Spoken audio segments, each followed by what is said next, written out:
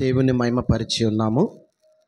కొద్దిసేపు అమ్మా ఎవరు మాట్లాడకండి, అందరూ లేచి నిలబడండి. వాక్యపట్నం చదువుకుందాం. మన మధ్యలో ఉన్నటువంటి సహోదరుడు యోనా గారు వచ్చి వాక్యపట్నం చదువుతాడు.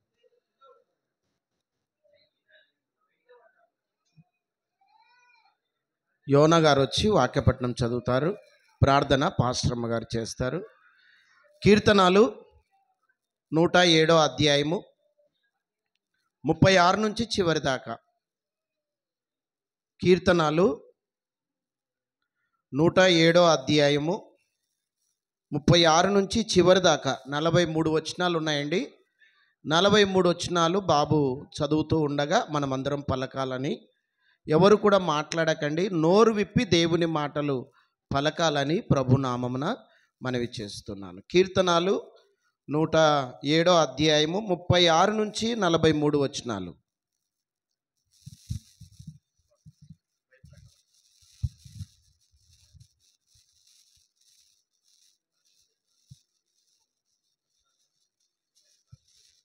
పరిశుద్ధ గ్రంథం నుంచి కీర్తనాలు 107వ అధ్యాయం 36 నుంచి చివరి దాకా.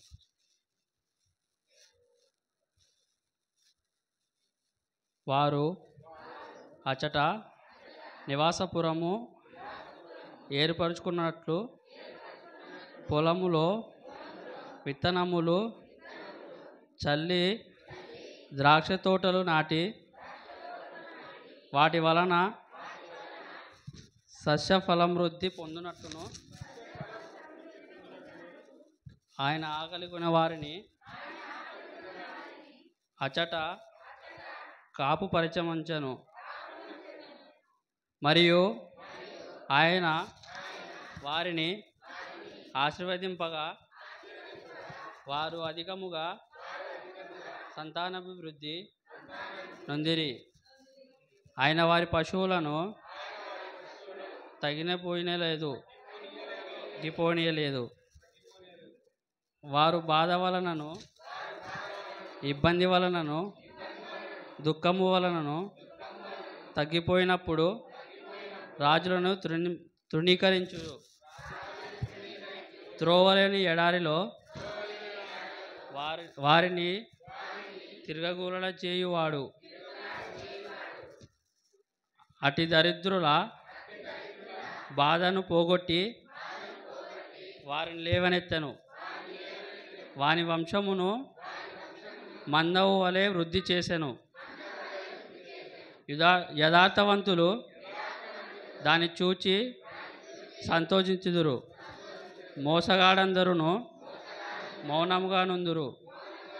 బుద్ధివంతు వాడైనను ఈ విషయములలో ఆలోచించును. యెహోవా కృపాతిశయములను జనులు తలపోయుదురుగాక. జన్మమందు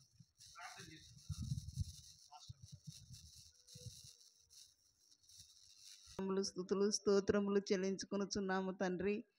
గడిచిన వారం నుండి మరొక వారం వరకు నీ సన్నిధిలో స్తుతించి నేను గణపరిచే భాగ్యం మాకు అనుగ్రహించినందుకు నీకు వందనములు స్తుతులు స్తోత్రములు చెల్లించుకుంటున్నాము నాయన. వాక్యం చదివిన బిడ్డని దీవించు నాయన, ఆశీర్వదించి కాపాడని, నీ యందు జీవించి భయము భక్తితో జీవించే బిడ్డగా సహాయం చేయండి నాయన. యవన కాలం మందు నీ సన్నిధిలో స్తుతించి నేను గణపరిచే భాగ్యం అనుగ్రహించండి తండ్రి.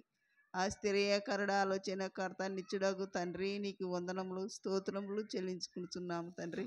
ఆత్మతో సత్యముతో నన్ను ఆరాధించండి అంటున్నా. నిన్ను ఆరాధించి నిన్ను ఆత్మతో సత్యముతో నిన్ను ఆరాధించే భాగ్యం మాకు ప్రతి ఒక్కరికి దయచేయండి నాయన. ఇక్కడ చేరిన ప్రతి ఒక్కరిని దీవించి ఆశీర్వదించండి నాయన.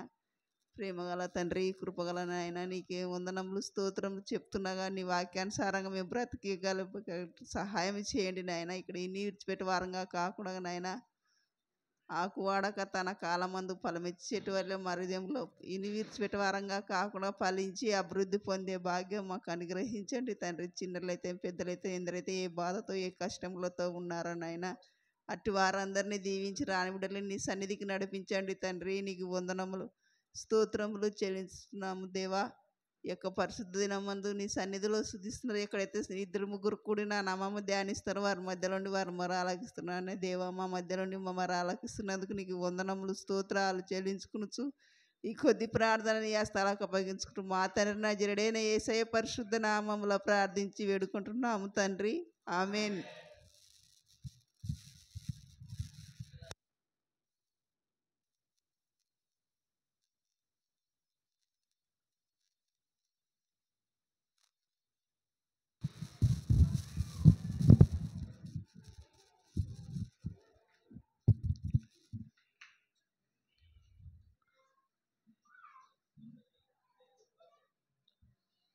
మంచిది ప్రభునందు ప్రియులారా, వాక్య పఠనం చదివి వినిపించినటువంటి సహోదరుడు యోనా గారికి, ప్రార్థించినటువంటి పాస్టర్కు వందనాలు తెలియజేస్తూ ఉన్నాం. దేవుడు మరొకసారి ఆయన పరిశుద్ధమైనటువంటి ఆలయములోనికి మనలందరినీ చేర్చినటువంటి ఆ దేవాతి దేవునికి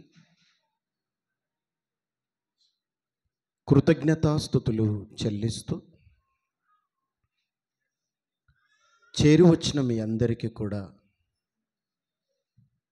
మన ప్రభువైన యేసు క్రీస్తు నామమున మీకందరికీ వందనాలండి. వచ్చినటువంటి మీ అందరికీ వందనాలు తెలియజేస్తూ ఉన్నాను. ప్రభునందు ప్రియులారా,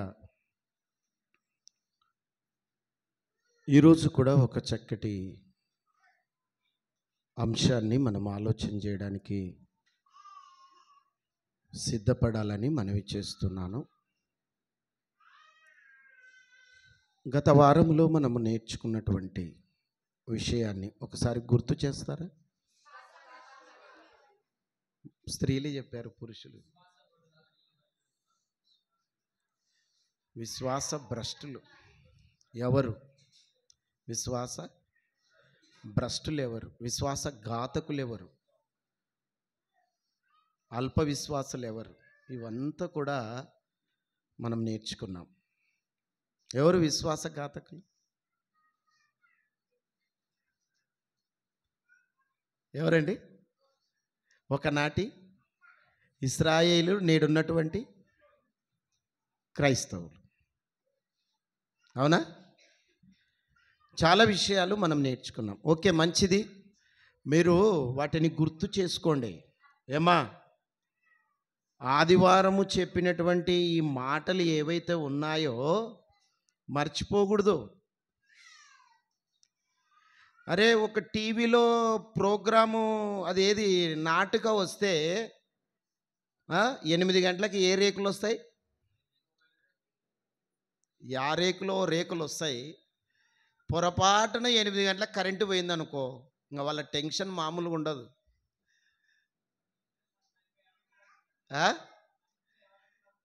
టెన్షన్ ఇంకా మామూలుగా ఉండదు. వాడొచ్చి ఏం చేశానో, ఈమె వచ్చి ఏం మాట్లాడానో, పూర్తిగా దానికి అతుక్కపోయిన వాళ్ళ పరిస్థితి. అవసరమైతే ఫోన్ చేసి కూడా కనుక్కోవడానికి ప్రయత్నం చేస్తారు. మళ్ళీ అది రాత్రి చూసి మళ్ళీ పగలు పనిలో అదే మాట్లాడుకుంటుంటారు. అవి వేస్ట్. అవి కాదు మాట్లాడుకోవాల్సింది. నువ్వు నిన్న ఆదివారం చూడు, ఇశ్రాయేలుల పరిస్థితి చూడు ఎంత దారుణంగా ఉంది. తర్వాత మన పరిస్థితి కూడా ఈ విధంగానే అయిపోతుంది రోజు రోజులు గడిచే కొద్దీ. ఇవి మాట్లాడుకోవాలా. బయటికి వెళ్ళిన తర్వాత ఒకరితో ఒకరు కలుసుకున్నప్పుడు, ఒక ఆయనకు ఎప్పుడో చెప్పాను నేను, సుమారుగా 5-10 ఏళ్ళు అయిందేమో, కోడుమూరులో వాక్యం చెప్పాలా బ్రదర్ అని తీసుకెళ్ళాడు నన్ను. కోడుమూరు సంఘానికి తీసుకెళ్ళాడు. ఇప్పటికీ ఆ మనిషి ఇప్పటికి కలిసిన సుమారుగా 10 ఏళ్ళు అయిపోతుందేమో. అది ఇప్పటికీ గుర్తు చేసుకొని, బ్రదర్ మీరు ఆ రోజు ఆ మాటలు చెప్పారు చూడు, నాకు ఇప్పటికి గుర్తున్నాయి బ్రదర్ అంటున్నాడు. 10 సంవత్సరాలు అయిపోయింది. 10 ఏళ్ళు అయిపోయిన తర్వాత నేను ఎప్పుడన్నా వందనాలు బ్రదర్ అని కలుస్తా కదా టౌన్లో. ఆయన జాబ్ చేస్తాడు, ఎక్కడో అది అగ్రికల్చర్ దాంట్లో జాబ్ చేస్తాడు బ్రదర్. ఇక్కడే టౌన్లో వచ్చి ఉన్నాడు. ఎప్పుడన్నా వందనాలు బ్రదర్ అని కలిసినప్పుడు, బ్రదర్ నువ్వు గుర్తొస్తే ఆ మాటలే గుర్తొస్తాయి బ్రదర్ నాకు అంటున్నాడు. నా పక్కన ఉన్న సేవకుడు, ఏంటి నేను ఎన్నిసార్లు వచ్చినాను నా మాటలు గుర్తులేవా అంటున్నాడు.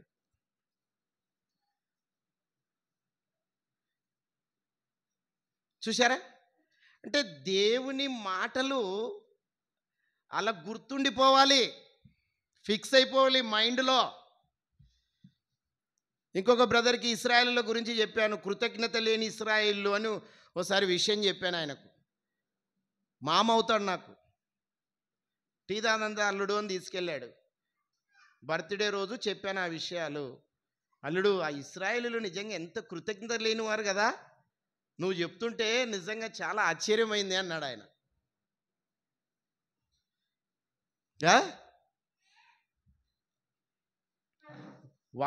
వాళ్ళే కాదు, మనం కూడా కృతజ్ఞత లేని వారంగా ఉన్నాం. అట్లా బాగా మైండ్లో ఫిక్స్ అయిపోవాలా ఆ మాటలు. అట్లా చెప్పడానికి కూడా నేను కూడా ట్రై చేస్తూనే ఉన్నా. మీ మైండ్లో చొచ్చుకొని పోయేటట్టుగా చెప్పడానికి నేను కూడా కృషి చేస్తూనే ఉన్నా. ఏ మాటలు చెప్తే, ఎలా చెప్తే వీళ్ళ మైండ్లోనికి చేరిపోతాయి. చదువుకున్న వారే కాదు, చదువు రాని వారికి కూడా అర్థమయ్యేటట్టుగా ఉండాలి దేవుని మాటలు. అలా రాయించాడు కూడా దేవుడు. ఏదో కలెక్టర్కి సంబంధించిన మాటలు రాయించలే, పొలంలో రైతుకు సంబంధించిన మాటలు రాయించినాడు. చూశారా? పొలంలో రైతు మాటలు, దేవుని మాటలు అంటే అంత శక్తివంతమైనవి. బుధవారం వాక్యం చెప్తుంటే పెద్దటీకుల్లో, నా గురించి గొప్పగా కాదు కానీ చెప్తున్నారు వాళ్ళే, మన గురించి ఎప్పుడు గొప్పగా చెప్పుకోకూడదు, దేవుని గురించి గొప్పగా చెప్పాలా మనం. ఒక ఆమె ముసలామె వచ్చింది, బుధవారము నాయన కొంచెం సౌండ్ పెంచమని చెప్తున్నారు నాయన, బయట అన్యులు వింటున్నారు నీ మాటలు అని.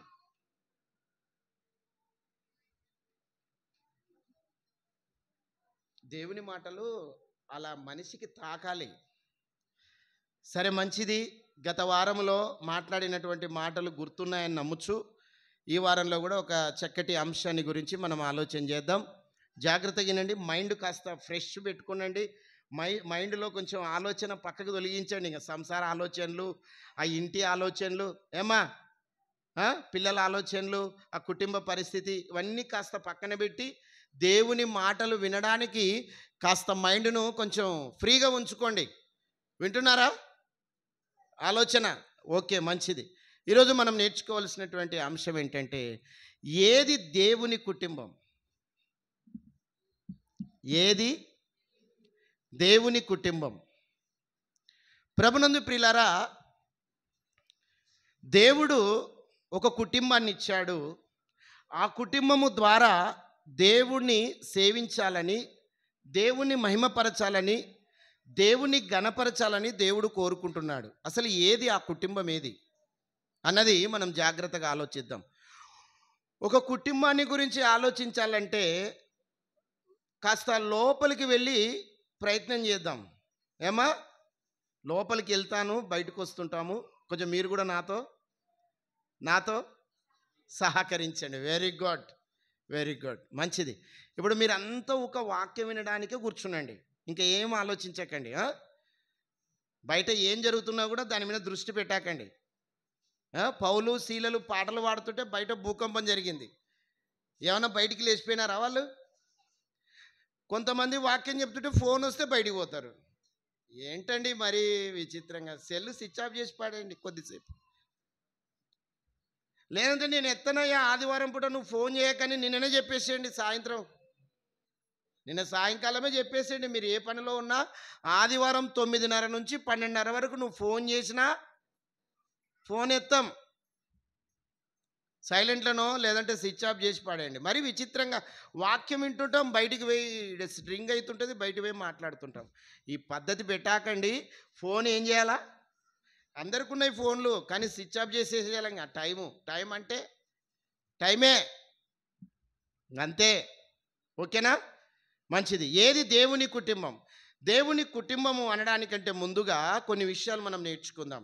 దేవుడు కుటుంబాన్ని ఎంత చక్కగా ప్రేమిస్తున్నాడో ఒకసారి ఆలోచన చేద్దాం.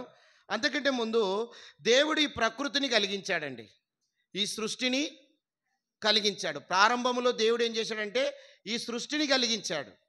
ఈ సృష్టిని కలిగించిన దేవుడు ఈ సృష్టి కలిగించిన తర్వాత మనిషిని కలిగించాడు. మనిషిని ఎలా చేశాడు దేవుడు? మట్టితో చేశాడు కదా. ఆదికాండము 2:7 రాయబడింది, దేవుడైన యెహోవా నేల మట్టితో నరుని నిర్మించి వాని నాసికారంధ్రములలో జీవవాయువు ఊదగా నరుడు జీవాత్మాయను. ప్రారంభములో దేవుడు మనిషిని తయారు చేసేటప్పుడు మట్టితో చేశాడు మనిషిని. దేనితో చేశాడమ్మా? మట్టితో చేశాడు దేవుడు మనిషిని. ఆ మట్టితో బొమ్మను చేసి ఆ మట్టితో అంత ఆకారాన్ని తయారు చేసిన తర్వాత మట్టి కదలాలి కాబట్టి మట్టి కదులుతూ ఉండాలి కాబట్టి వాని నాసిక రంధ్రములలో దేవునిలో ఉన్నటువంటి ఆత్మను, దేవునిలో ఉన్నటువంటి ఆ జీవాత్మను ఆ మట్టి దేహములోనికి పంపించినప్పుడు ఆ మట్టి దేహం కదలడము ప్రారంభించింది. కదిలింది. బాబు వాయిస్ తగ్గియండి కొంచెం. కదిలింది అన్నమాట. మట్టి దేహాన్ని కదిలించాడు. ఆత్మను ప్రవేశపెట్టేసరికి మట్టి దేహం ఏమైంది? కదిలింది. కదలడం ప్రారంభించాడు. మనిషిని మట్టితో తయారు చేశాడు. ఇంకొక మనిషిని దేవుడు చూడండి మనుషులను ఎలా తయారు చేశాడో. ఒక్కసారి ఆయన నిర్మాణము, ఆయన ఆలోచన మనం జాగ్రత్తగా ఆలోచిస్తే మొట్టమొదటి మనిషిని మట్టితో చేశాడు. స్త్రీని దేనితో చేశాడు? వెరీ గుడ్, బాగా హుషారున్నారనమాట. స్త్రీని దేనితో చేశాడు బాబు? ప్రక్కటి ఎముకతో. మనిషి యొక్క ఆదాము ప్రక్కటి ఎముకలో ఒక ఎముకను తీసి ఫస్ట్ ఆపరేషన్ చేసింది ఎవరు? మొట్టమొదటిగా ఆపరేషన్ చేసేటప్పుడు మత్తు ఇంజెక్షన్ ఇవ్వాలని చెప్పింది ఎవరు? ఈరోజు డాక్టర్లు ఆపరేషన్ చేసేటప్పుడు ఏం చేస్తారు? మత్తు ఇంజెక్షన్ ఇస్తున్నారు. ఈ మత్తు ఇంజెక్షన్ ఇవ్వాలని చెప్పింది ఎవరు? ఆదాముకు ఏ నిద్ర? గాఢ నిద్ర. అంటే మత్తు ఇంజెక్షన్ ఇచ్చేసాడు అనమాట.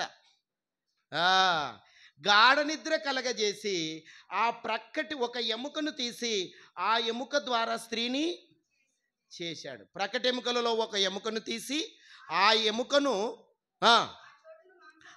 ఆ ఎముకను తీసినప్పుడు ఆ చోటును మాంసముతో పూడ్చివేసి తర్వాత దేవుడైన యెహోవా తాను ఆదాము నుండి తీయబడినటువంటి ఎముకను, ప్రక్కటెముకను స్త్రీనిగాను నిర్మించాడు. స్త్రీనిగాను నిర్మించి ఆమెను ఆదాము యొద్దకు తీసుకొని వచ్చాడు. నిద్రలో ఉన్న ఆదాము, గాఢ నిద్రలో ఉన్న ఆదాము స్త్రీని తెచ్చేసరికి ఆదాము అంటున్నాడు, నా ఎముకలలో ఒక ఎముక, నా మాంసములో మాంసము నా నరులలో నుండి తీయబడినది కాబట్టి నారి అనబడును అని ఆ స్త్రీని ఆదాము దగ్గరికి తీసుకొచ్చాడు. మొట్టమొదటి మనిషిని మట్టితో చేశాడు. స్త్రీని ఎముకతో, మనిషిలో నుండి ఎముకను తీసి ఆ స్త్రీని ఏర్పాటు చేశాడు. వాళ్ళిద్దరిని జతపరిచాడు. వివాహ బంధం. ఏ బంధం ఇది? వివాహ బంధం. ఈరోజు ఒక స్త్రీ ఒక పురుషుడు వివాహం చేసుకుంటున్నారంటే దేవుడు ఏర్పాటు చేసినటువంటి బంధం. అది దేవుడు ప్రారంభించాడు వివాహ వ్యవస్థ. ఎవరు అండి? దేవుడు ప్రారంభించాడు ఒక వివాహ వ్యవస్థ. ఒక పురుషునికి ఒక స్త్రీకి వివాహం అనే పేరట వారిద్దరిని జతపరచడం అనేది దేవుడు చేశాడు. ఒకనాడు ఆదామవ్వలను జతపరిచాడు. జతపరచబడిన వీరిని దేవుడు ఆశీర్వదించి వీరిలో నుండి భార్యాభర్తల యొక్క కలయికను బట్టి మళ్ళా మనిషిని తయారు చేయడం ప్రారంభించాడు. మనిషిలో నుండి మనిషిని తీయడం చేశాడు.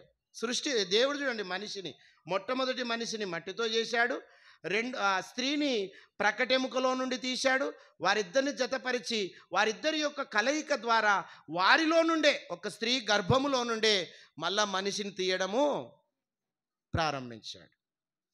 గర్భములో నుండి, స్త్రీలో నుండి గర్భము ధరించి మళ్ళా మనిషిని అందులో నుండి తీయడం ప్రారంభించాడు. అంటే చూడండి, దేవుడు ఆదామును మట్టితో చేశాడు, అవ్వమ్మను కూడా మట్టితో చేయగలడా చేయలేడా?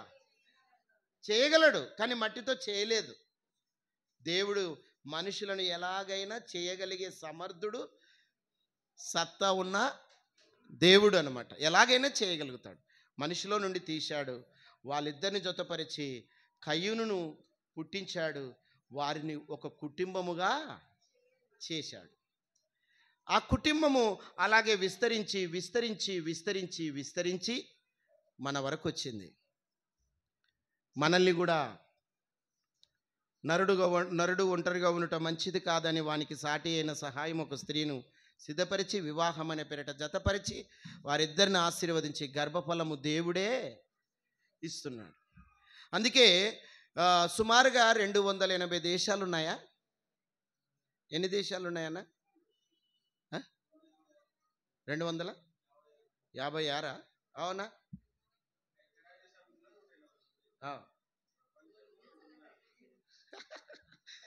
ఒక అందాజుగా ఏనా బాబు? 256. ఒక ఎగ్జాంపుల్గా, అందరికి ఎవరికి తెలియదు నిజంగా. మామూలుగా అంటే 280 దేశాలని అన్నంగా విన్నాను. 256 అంటున్నారు మన పిల్లలు. సరే, మంచిది. సుమారుగా దేశం, భారతదేశము, తర్వాత పాకిస్తాను, అమెరికా, ఇలాంటి దేశాలు ఉన్నాయి కదా. ఇవన్నీ కూడా ఆ దేశాలలో ఉన్న మనుషులు కానీ, లేదా ఆ దేశాలలో ఉన్న కుటుంబం అంతా కానీ, ఈ కుటుంబాలన్నీ కూడా దేవుడే కట్టాడు అనడానికి మీరు జాగ్రత్తగా ఆలోచించాలి. 680 కోట్ల మంది ప్రజలు ఉన్నారంట ఈ దేశాలలో. 680 కోట్ల మంది ప్రజలు ఉన్నారంట. ఈ ప్రజలందరినీ కలిగించింది కూడా ఎవరు? దేవుడే. ఎందుకంటే ఒకరి నుండి ప్రతి జాతి మనుషులను సృష్టించి అన్నాడు. అపోస్తుల కార్యము 17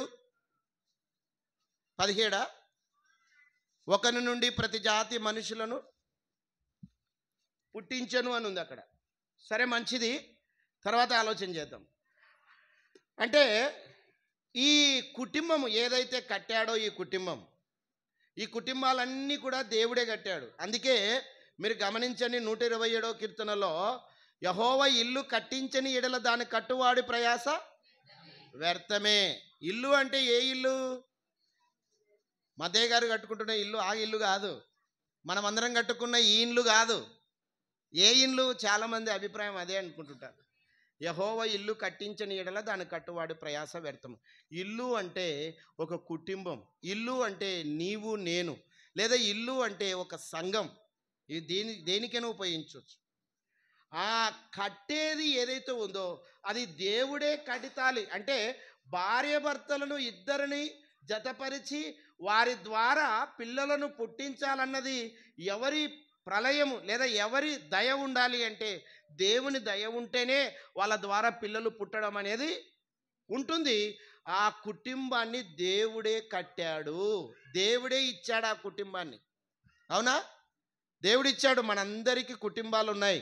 మనందరికి ఇచ్చినది ఎవరిచ్చారు? ఈ కుటుంబాన్ని దేవుడే ఇచ్చాడు. దేవుడిచ్చిన ఈ కుటుంబాన్ని ఎందుకు ఇచ్చాడు దేవుడు? ఎందుకు ఇచ్చాడు ఈ దేవుడు? భూమిని ఫలించమనేది ప్రారంభంలో ఫలించింది, ఇప్పుడుగా విస్తరించింది. మనుషులు ఎక్కువైపోయినారు. అందరికంటే ఒకరికంటే ఇద్దరా?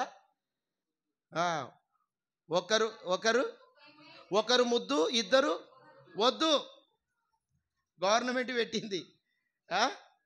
ఒకరి ముద్దు, అప్పుడు ఇద్దరు అనేవాళ్ళు, ఇద్దరు ముద్దు అనేవారు. కట్ చేసినారు, విస్తరించింది కాబట్టి ఎక్కువ జనాభా.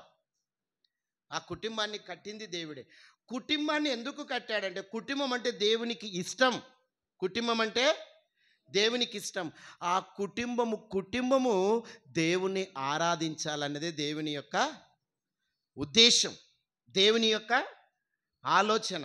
కుటుంబాలు దేవుణ్ణి స్తుతించాలి, దేవుణ్ణి మహిమపరచాలి, దేవుణ్ణి ఆరాధించాలి. దేవుడే ఆ కుటుంబానికి తండ్రిగా ఉండాలి, దేవుడే ఆ కుటుంబానికి నాయకుడిగా ఉండాలి, దేవుడే ఆ కుటుంబాన్ని పరిపాలించాలన్నదే దేవుని యొక్క ఉద్దేశమై ఉన్నది. ఈరోజు మన కుటుంబాలు దేవుని ఆరాధిస్తున్నారా? దేవుని స్తుతిస్తున్నారా? ఒకసారి ఆలోచించండి. మన కుటుంబాలన్నీ దేవుణ్ణి ఆరాధిస్తున్నామా? మనమందరం భార్య వస్తే భర్త రావడం లేదు, అవునా? భర్త వస్తే భార్య రావడం లేదు, భార్య భర్తలు ఇద్దరు వస్తే పిల్లలు రావడం లేదు. అదేంటి చూసారా? పోనీ రక్షింపబడినటువంటి భార్య భర్త గురించి ఏమైనా ప్రయాసపడుతుందా? మారాలి నా భర్త అని. భార్య మారకపోతే భర్త మారి ఉన్నాడు అనుకోండి, భర్త మారి ఉన్నాడు అనుకోండి, భర్త భార్య గురించి ఏమైనా ప్రయాసపడుతున్నాడా? నా భార్య కూడా మారాలి, నా భార్య కూడా రక్షణ పొందాలి అన్నటువంటి ఆలోచన ఏమైనా ఉందంటారా? ఉండాలి. భార్య మారకపోతే భర్త గురించి ఆలోచించాలి, వాటి కోసం ప్రయాస పడాలి. ప్రయాస పడితే దేవుడు దానికి ప్రతిఫలం ఒకరోజు ఇస్తాడు. ఒకరోజు మార్పు అనేది వస్తుంది. ఒకరోజు ఓపిక ఉండాలా. ఈరోజు ప్రార్థన చేస్తే రేపే జరగాలన్నది కాదు అది. ఓపిక ఉండాలా, ఓర్పు ఉండాలా, సహనం ఉండాలా మనలో. ఒక వ్యక్తి మారాలి అంటే ఎంత శ్రమ పడితే, ఎంత కష్టపడితే, నువ్వు మారడానికి యేసుప్రభు ఎంత శ్రమ పడ్డాడు. చివరికి తన ప్రాణాన్నే అర్పించాడు. మళ్ళీ నీ భర్త మారాలంటే నువ్వు కూడా ఏం చేయాలి? ప్రాణాలు అర్పించడం అవసరం లేదు. నీ ప్రవర్తనను బట్టి నీ భర్తను మార్చుకోవచ్చు. దేవుని మందిరానికి వస్తున్న నీవు నీ ప్రవర్తన బట్టి నీ భర్తను మార్చుకోవచ్చు. దేవుని మందిరానికి వస్తున్న పురుషుడు తన భార్య అయినటువంటి స్త్రీని తన ప్రవర్తనను బట్టి మార్చుకోవచ్చు. తల్లిదండ్రులు ఇద్దరు కలిసి పిల్లల గురించి ఆలోచించాలి. పిల్లలు కూడా దేవుని మందిరంలో ఉండాలి. ఏమైనా ఆలోచనలు ఉన్నాయా తల్లిదండ్రులకు పిల్లల విషయంలో? ఈరోజు ఏం జరుగుతుందో తెలుసా? మాకు సంబంధాలు చూడండి అంటున్నారు. ఏమంటున్నారు తెలుసా? అమ్మాయి దగ్గరికి వెళ్తే అంటున్నారు, అబ్బాయి ఏమైనా ఉద్యోగం చేస్తున్నాడా అని అడుగుతారు. చేస్తున్నాడండి అని చెప్పామనుకోండి, ఏ ఉద్యోగము? గవర్నమెంట్ ఇదండి అని. గవర్నమెంట్ ఇది అయితే పర్వాలేదు. మరి ఆ గవర్నమెంట్ జాబ్ ఉన్నవాడు ఏమంటున్నాడు? అమ్మాయి కూడా ఎంప్లాయే ఉండాలి అంటున్నాడా? అమ్మాయి కూడా ఏముండాలి? జాబు, ఎంప్లాయీ అయి ఉండాలి. నేను జాబు చేస్తున్నాను, నా భార్య కూడా జాబు చేస్తూ ఉండాలి. మరి ఒకవేళ ఇద్దరు ఎంప్లాయీస్ అయితే, ఇద్దరు జాబర్స్ అయితే, ఇద్దరు ఉద్యోగస్తులు అయితే మీకు పుట్టిన పిల్లల్ని ఎవరు పెంచాలమ్మా? నువ్వేమో, మా కుటుంబంలో ఒకటి అట్టే జరుగుతుంది. మా మామగారు బ్యాంకు మేనేజర్. మా మామ బ్యాంకు మేనేజర్. ఆయన ఏం చేసినాడు? టీచర్ని పెళ్లి చేసుకున్నాడు. ఎవరినమ్మా? టీచర్, ఉపాధ్యాయురాల్ని, స్కూల్లో పిల్లలకి పాఠాలు చెప్తున్నటువంటి టీచర్ని పెళ్లి చేసుకున్నాడు. ఇప్పుడు వాళ్ళిద్దరిని దేవుడు ఆశీర్వదించి ఇద్దరు కుమారులను ఇచ్చాడు. ఇప్పుడు ఈమెనేమో పత్తికొండ సైడ్ ఉరుకుతుంది జాబు. కరెక్ట్ టైంకి పోవాలని పొద్దున 7:30 6 గంటలకి రెడీ అయ్యి త్వరగా, పత్తికొండ చాలా దూరం కదా కర్నూలు నుంచి. ఆమె హడావడిగా ఆమె రెడీ అయ్యి ఆమె వెళ్ళిపోతుంది. ఈయన చూస్తే ఇంకా పొద్దున ఈయన రెడీ అయ్యి ఈయన బ్యాంకుకి పోవాలి కాబట్టి ఈయన రెడీ అయ్యి ఈయన హడావడిలో ఈయన పోతుంది. మరి పిల్లలు ఎవరు చూడాలా? పిల్లల పరిస్థితి ఏంటి? వాళ్ళు అటువైపు, ఆమె అటువైపు, ఈయన ఇటువైపు వెళితే పిల్లల పరిస్థితి ఏంటి? పిల్లల గురించి ఎవరు ఆలోచించాలి? తల్లిదండ్రులేనా ఆలోచించాల్సింది? ఏమ్మా, తల్లిదండ్రులే ఆలోచించాలి. ఎవరు ఆలోచించనిక లేదు. ఎవరి చేతిలో పెట్టడానికి వీల్లేదు. ఈరోజు విద్యా బుద్ధులు నేర్పించాలని పాఠశాలకు పంపిస్తున్నారు. 3 ఏండ్లో 2 ఏండ్లో చిన్నపిల్లలు, అదేది బాల్బడా ఏబడి అంగనవాడి అని 2-3 ఏండ్లకే పిల్లల్ని తీసుకెళ్తున్నారు. భోజనం కూడా సరిగ్గా తినడం లేదు పిల్లలు సరిగ్గా. అటువంటి స్కూళ్ళు ప్రారంభించారు. మంచిదే, కాదంటలేదు నేను. కానీ పిల్లల్ని తల్లిదండ్రులుగా మీ బాధ్యత మీరు తీసుకోవాలి. తండ్రి ఏమో పొద్దున పోయి రాత్రి 12 గంటలకు వస్తే పిల్లలు పండుకుంటారు. మళ్ళీ ఉదయాన్నే లేస్తేనే మళ్ళీ అడవడిగా పిల్లల్ని తన పని తనకి వెళ్తే పిల్లలు ఎవరు చూడాలి ఇక్కడ? మళ్ళీ ఆ పిల్లలు చూడడానికి ఒక పని మనిషి, ఏనే పిల్లలు చూడడానికి ఒక కుటుంబాన్నే పోషిస్తున్నారు వీళ్ళు, ఒక కుటుంబాన్నే పోషిస్తున్నారు. భార్య భర్త పిల్లలు అందరు తెచ్చి ఇక్కడ పెట్టుకున్నారు వాళ్ళు. అయినా ఏం ప్రయోజనం చెప్పండి? నాకు తెలిసి తల్లి ప్రేమ తండ్రి ప్రేమ ఏమైనా పిల్లలకు స్పర్శ అందుతుందా? వాళ్ళు పెద్దగా అయిన తర్వాత ఎలా చూస్తారండి మిమ్మల్ని? ఒంటరి జీవితానికి అలవాటు పడి ఉంటారు. నీ ప్రేమ ఏదో. ఒక ఆయన అయితే మరీ విచిత్రంగా పిల్లల్ని కర్ణాటకలో మ్యారేజ్ చేసుకున్నాడు. అమ్మాయిని తెచ్చుకొని పెళ్లి చేసుకున్నాడు. ఇక్కడ ఆంధ్ర అబ్బాయి. పిల్లలు అయి పుట్టారు. పిల్లల్ని తీసుకుపోయి కర్ణాటకలోనే వదిలేసినాడు. చిన్నప్పటి నుంచి ఏమన్నా నీ దగ్గర పెరగాలి కదా పిల్లలు అంటే, ఇక్కడ అంతా అల్లరి అవుతారు బ్రదర్, అందుకే అక్కడ పెట్టినాను అంటున్నాడు. వాళ్ళు అంటారా అమ్మా నాయన అంటారా వాళ్ళని? పుట్టినప్పటి నుంచి అక్కడే వదిలేసినారు. వాళ్ళని అంటున్నాడు అవతాత అనకుండా అమ్మ నాయన అంటున్నారు. వాళ్ళని అన్నారా? అంతే కదా పరిస్థితి. చూడండి ఎలాంటి పరిస్థితికి వెళ్తున్నారో. నిజంగా దేవుడు కుటుంబాన్ని ఇస్తే ఆ కుటుంబం అంతా ఎవరిని ఆరాధించాలి? దేవుని మందిరములో కుటుంబము దేవుని ఆరాధించవలసినటువంటి వారై ఉండగా భార్య భర్త ఒకవైపు, భార్య ఒకవైపు, పిల్లలు ఒకవైపు. ఏంటి కుటుంబం ఏంటి ఇలా అయిపోతుంది? ఏమైనా ఆలోచిస్తున్నారా? భార్య భర్తలు ఇద్దరు కూర్చొని కుటుంబం గురించి పిల్లల గురించి ఆలోచించే ఒక శ్రద్ధ ఉండాలి మన కుటుంబాలలో. ఆలోచించండి ప్రభునందు ప్రియులారా. అలా ఆలోచిస్తే తప్ప మన కుటుంబము దేవుని మందిరంలో కనబడదు. భార్య ఉంటే భర్త లేడు, భర్త ఉంటే భార్య లేదు. ఇదేమైనా ఫంక్షన్ అనుకుంటున్నారా? దేవుని మందిరానికి ఫంక్షన్కి ఎట్టబోతారు? నాకు పనుంది నువ్వు వెళ్ళిపో అంటుంటారు. ఒకవేళ వీలైతే కుటుంబం అంతా వస్తుంటుంది. లేదంటే నాకు పనుంది నువ్వు పోలే, ఇంకా ఒక్కరు పోతే అయిపోయా. వచ్చినే కదా మా వాడు, వచ్చినే కదా. ఏమన్నా మన ఫంక్షన్కి రాలేదు, మా అబ్బాయిని పంపించిటాం కదా. వచ్చినా ఓకే ప్రజెంట్ ఇంకా అందరు వచ్చినట్టనే. ఇంకా అలా కాదు, ఇక్కడ ఫంక్షన్ కాదు దేవుని మందిరానికి వచ్చేది. నువ్వు వస్తే నీకు మాత్రమే మోక్షం, నీ భర్త వస్తే నీ భర్తకు మాత్రమే మోక్షం పరలోకం, నీ పిల్లలు వస్తే నీ పిల్లలకు మాత్రమే పరలోకం. ఒక రాండి అనలా దేవుడు. భార్య వస్తే ఆ కుటుంబం అంతా రక్షింపబడుతుంది అనడం లేదు. భర్త వస్తే ఆ కుటుంబం అంతా రక్షింపబడుతుంది అనడం లేదు. భార్య వస్తే భర్త గురించి ప్రయాసపడాలి రక్షణలోనికి తేవడానికి. భర్త వస్తే భార్య గురించి ఆలోచించాలి. పిల్లలు వస్తే తల్లిదండ్రుల గురించి చిన్న అమ్మాయి కీర్తి ప్రార్థన చేశారని అడుగుతుంటుంది అమ్మాయి.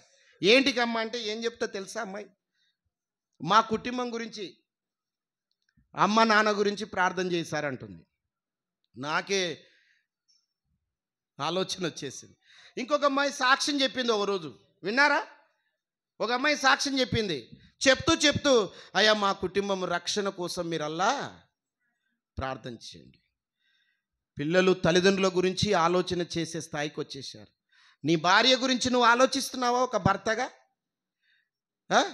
ఒక భార్యగా నీ భర్త గురించి ఆలోచిస్తున్నావా? మందిరానికి రావడం లేదు, ఆయన గురించి నేను ఏం చేయాలి ప్రభువా అని ఏ రోజైనా కన్నీరు కార్చి ప్రార్థన చేశావా? నీ పిల్లల గురించి, నీ భర్త గురించి, నీ భార్య గురించి, నీ కుటుంబం గురించి ఏ రోజైనా నువ్వు ఆలోచించావా? దయచేసి ఆలోచించండి. బైబిల్లో ఒక కుటుంబం ఉంది. ఆ కుటుంబం గురించి మనం ఆలోచన చేసుకొని కాస్త ముందుకెళ్ళిపోదాం. ఎంతగా ఆ కుటుంబము దేవునిలో ఉండడానికి ఎంత ప్రయాసపడ్డారో ఒకసారి చూడండి. ప్రభునందు ప్రియులారా, ఆ కుటుంబాన్ని గురించి ఆలోచన చేద్దాం. నిర్గమకాండం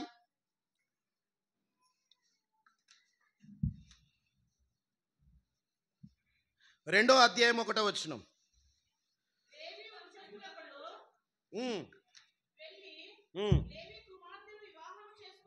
లేవి వంశస్థుడు వెళ్ళి లేవి కుమార్తెను పెళ్లి చేసుకున్నాడు. ఒకే వంశస్థులు పెళ్లి చేసుకోవచ్చా? ఏం చెప్పారమ్మా? అప్పుడు కాలము ఏమో తెలియదు కదా, దాన్ని కూడా వివరించేసేలా. అప్పుడు కాలములో చేసుకోవచ్చు, ఎందుకంటే భూమిని విస్తరింప చేయాలి కాబట్టి.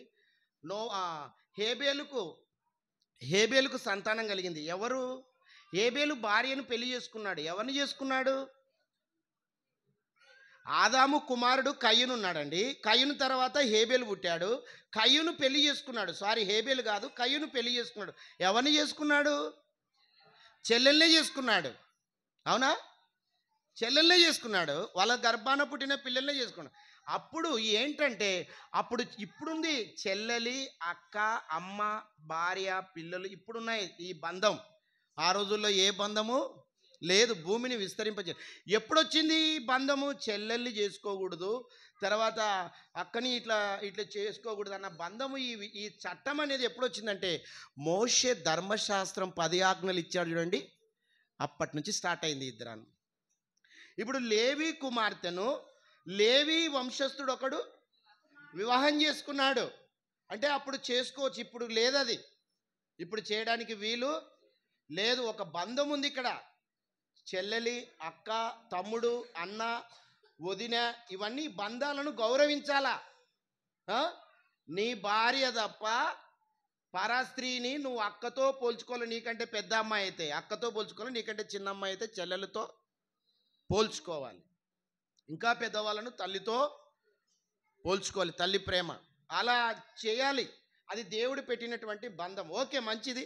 ఇక్కడ లేవి వంశస్థుడు ఒకడు లేవి కుమార్తెనే పెళ్లి చేసుకున్నాడు అంటే అప్పుడు చట్టం ఇంకా అమల్లోకి రాలేదనమాట.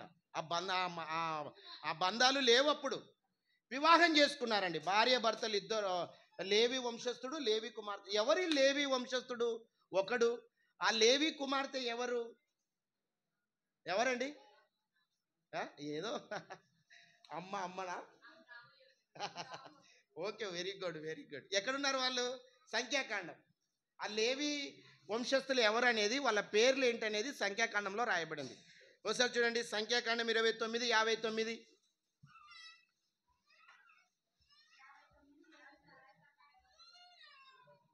సంఖ్యాకాండం 29:59 లేదా? అదేంటి, నేను చూశాను కదా. అవునా?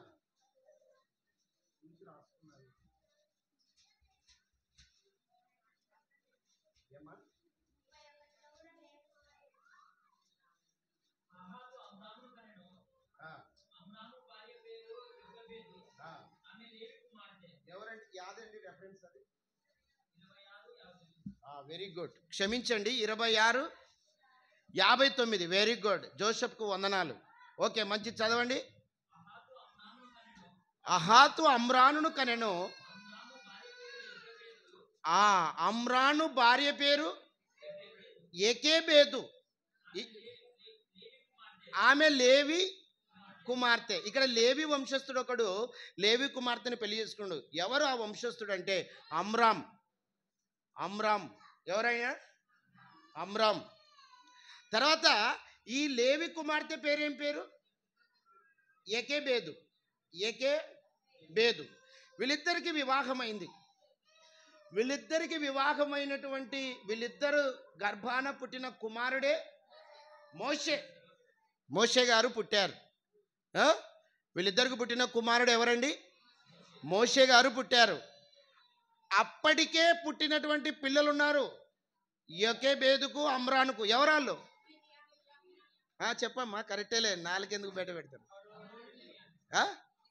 అహరోను, మిరియాము ఉన్నారు. ఈయన ఎన్నో సంతానము? మోషే మూడో సంతానం. మూడోవాడు మోషే పుట్టాడండి. మోషే పుట్టినప్పుడు ఈ తల్లిదండ్రులు ఏం చేశారంటే, భార్య భర్తలు ఇద్దరు కలిసి ఏం చేశారంటే పిల్లవాడిని దాచిపెట్టారు. ఎందుకు దాచిపెట్టాలి? మోషే పుట్టాడు, పిల్లవాడిని ఏం చేశారు? 3 నెలలు దాచిపెట్టారు. ఎందుకు దాచిపెట్టాలి? అక్కడ ఉన్న పరిస్థితి ఏంటంటే మీ అందరికీ తెలుసు. ఓకే, మంచిది, సహకరిస్తున్నందుకు మీకు అందరికీ ఉంది. ఎందుకు దాచిపెట్టారు వీళ్ళు అంటే, ఆ పిల్లవాడు పుట్టిన వెంటనే చాలా సుందరుడై ఉన్నాడు, చాలా అందంగా కనపడుతున్నాడు తల్లిదండ్రులకు. వీళ్ళు ఏం చేశారంటే దాచిపెట్టారు. ఎందుకు దాచిపెట్టారంటే, అక్కడ ఉన్నటువంటి ఫరో రాజు ఉన్నాడు. వీళ్ళు నివాసం చేస్తున్న అమ్రాము కానీ, తర్వాత ఏకేబేదు కానీ నివాసం చేస్తున్న ఆ ఊరిలో రాజు పరిపాలిస్తున్నాడు. ఆ రాజుకు ఒక ఆలోచన వచ్చింది. ఏంటంటే, ఇశ్రాయేలీలు అందరూ విస్తరిస్తున్నారండి. అందరూ విస్తరిస్తున్నారు. అందరూ చాలా ఎక్కువ మంది అయిపోతున్నారనమాట. ఐగుప్తులో స్థానికంగా ఉన్నటువంటి ఊరిలో ఉన్నవారు తగ్గిపోతున్నారు. ఎక్కడి నుంచో బ్రతకడానికి వచ్చిన వారు వారి సంఖ్య ఏమవుతుంది? విస్తరిస్తుంది, పెరిగిపోతుంది. వారి సంఖ్య పెరిగిపోతుంది. ఇప్పుడు ఏం చేయాలబ్బా? ఒకవేళ వీళ్ళు పెరిగారనుకోండి, ఈ కొత్తగా వచ్చిన వాళ్ళు పెరిగారనుకోండి, వీరి సంఖ్య పెరిగి ఎక్కువగా విస్తరించిందంటే తర్వాత భూభాగం అంతా ఎవరిదైతుంది? ఇశ్రాయేలీలే అయిపోతుంది. తర్వాత మేము వారికి బానిసలం కావాల్సిన పరిస్థితి వస్తుంది. వాళ్ళదే రాజ్య పరిపాలన అవుతుంది. వాళ్ళే రాజులు అవుతారు, వాళ్ళే ఏలుతారు. మేము వాళ్ళ కింద బానిస బ్రతుకు బ్రతకాలి. ఇట కాదు అని రాజు బాగా ఆలోచించి ఒక ఐడియా వచ్చింది. ఏమొచ్చింది? ఒక ఐడియా. ఏదది? జీవితాన్ని పాడు చేసే ఐడియా, జీవితాన్ని మార్చే ఐడియా కాదు. ఏమొచ్చింది? పాడు చేసే ఐడియా వచ్చింది. ఏమొచ్చింది ఆ ఐడియా అంటే ఏమి లేదండి. ఇదిగో ఎబ్రీ స్త్రీలు, ఇశ్రాయేలీల స్త్రీలు ఒకవేళ మగపిల్లలు కనుక పుడితే వాళ్ళని పీటల మీద చంపేయండి, లేదంటే నదిలోనైనా పారవేయండి అనే ఒక శాసనం పెట్టాడు ఫరో. ఒకటి చూడండి ఫరో చెప్పిన మాట. అయితే ఫరో హెబ్రీ కుమారులు ప్రతి కుమారుని 1:22 అమ్మా చదవమ్మా. అయితే ఫరో హెబ్రీలలో పుట్టిన ప్రతి కుమారుని నదిలో పారవేయుడి, ప్రతి కుమార్తెను బ్రతకనీయుడి అని తన జనులందరికీ ఆజ్ఞాపించెను. రాజు ఏం చేశాడంటే మగపిల్లలు పుడితే చంపేయండి, ఆడబిడ్డ పుడితేనే బ్రతకనీయుడని శాసనం పెట్టింది. ఆ పరిస్థితిలోనే ఆమ్రాము ఎకేబేదు గర్భవతి అయింది. ఆ పరిస్థితిలో గర్భవతి అయింది. గర్భవతి అయ్యి నెలలు నిండి ఉన్నాయి. డెలివరీ టైం అవుతుంది ఎకేబేదుకు. అప్పుడు ఎకేబేదు భర్తతో అంటుండొచ్చునేమో, ఏమండి పరిస్థితులు అయితే దారుణంగా ఉన్నాయి బయట, నేనైతే కడుపులో బిడ్డను మోస్తూ ఉన్నాను. ఒకవేళ మనకు పుట్టబోయే బిడ్డ ఏ బిడ్డ కావాలని కోరుకుంటారండి తల్లిదండ్రులు? ఏమా మగపిల్లవాడా? పరిస్థితి బాగాలేదు. ఇప్పుడు ఆలోచన చేయకండి. ఇంకా మీరు స్త్రీలై ఉండి కూడా ఆడపిల్లలు కావాలని కోరుకోండి తల్లి. మగపిల్లలు కావాలని, ఇప్పుడున్న పరిస్థితిలో మగపిల్లలు కావాలని. దేవుడిచ్చిన బహుమానం ఏ బహుమానమైనా ఒకటే. ఆడపిల్లని మగపిల్లని తేడా పెట్టాకండి. అక్కడున్న పరిస్థితిలో భార్య భర్తలు ఇద్దరు ఏమని ఆలోచించుంటారు? ఆడపిల్ల పుడితేనే, ఆడబిడ్డ పుడితేనే బాగుంటుంది అని ఒకరిని ఒకరు నచ్చజెప్పుకుంటూ ముందుకెళ్ళిపోతున్నారు. ఒకసారి తల్లికి డౌట్ వచ్చింది. ఎవరికి? ఎకేబేదుకు డౌట్ వచ్చింది. ఏమండి నువ్వేమో ఆడపిల్లనే పుడుతుంది, మనకు ఆడపిల్లనే పుడుతుంది అంటున్నావు, మంచిదే, కానీ ఒకవేళ మగపిల్లవాడు పుడితే? అవునా? ఒకవేళ మగపిల్లవాడు పుడితే పరిస్థితి ఏంటండి అనే ఆలోచన వచ్చింది. ఏమి కాదు, దేవుడు మనకిచ్చేది ఏ బిడ్డని? ఆడబిడ్డని ఇస్తాడు. నువ్వేం భయపడకని ఒకరికొకరు నచ్చ చెప్పుకొని బలపరుచుకొని ధైర్యపరుస్తూ ముందుకెళ్ళిపోయారు. నెలలు నిండి ఉన్నాయి. డెలివరీ అయ్యింది ఎకేబేదు. ఎవరు పుట్టారండి? మగ బిడ్డ పుట్టాడు, మగపిల్లవాడు పుట్టాడు.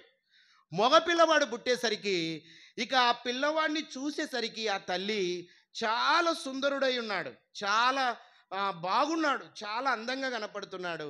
చూసి ఆ పిల్లవాడిని నదిలో పారడానికి ఏ తల్లి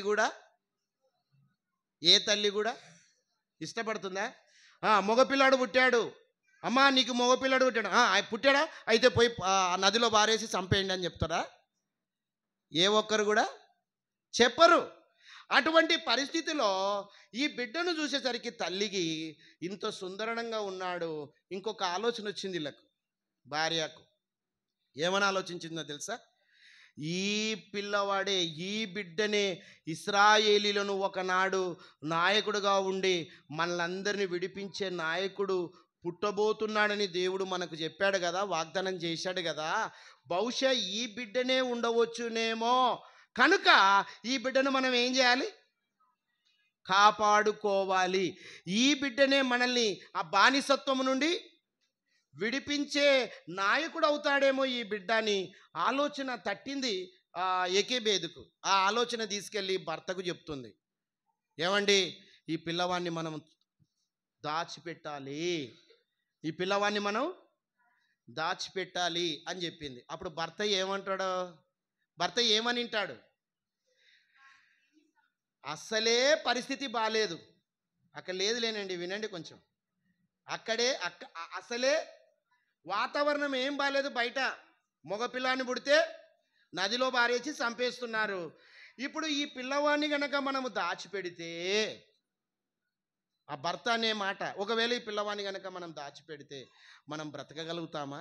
మనం కాదు, మన పిల్లల పరిస్థితి ఏంటి? అప్పటికే ఎవరు పుట్టారు? అహరోను, మిరియాం పుట్టారు. మళ్ళీ వీళ్ళ పరిస్థితి ఎట్లా అని ఆలోచన చేసింటే, ఒక్కసారి బాబుని చూడు నువ్వు అంటుంది భార్య. ఒకసారి బాబుని చూడు, ఒకసారి. ఈ బాబే మనల్ని విడిపించే నాయకుడు కాబోతున్నట్టు కనపడతలేదు నీకు? ఒకసారి చూడు, ఒకసారి చూడంటే కల్లారా చూశాడు ఆమ్రాను. నిజంగా ఈ బిడ్డనే మనల్ని విడిపించే నాయకుడుగా ఉన్నట్టున్నాడని ఆయన కూడా ఆలోచన చేశాడు. ఇద్దరు, భార్య భర్త ఇద్దరు కలిసి పిల్లవాడిని ఏం చేశారు? దాచిపెట్టడానికి నిర్ణయం తీసుకున్నారు. చూశారా?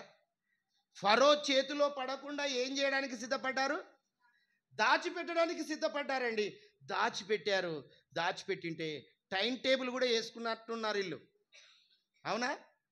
కుటుంబం అంతా సహకరించింది. మోషే, ఈరోజు మోషే ఉన్నాడు అని చెప్పడానికి వీళ్ళంతా శ్రమ పడ్డారు, వీళ్ళంతా రిస్క్ తీసుకున్నారు, వీళ్ళంతా కష్టపడ్డారు మోషే విషయంలో. అవునంటారా కాదంటారా? అవును.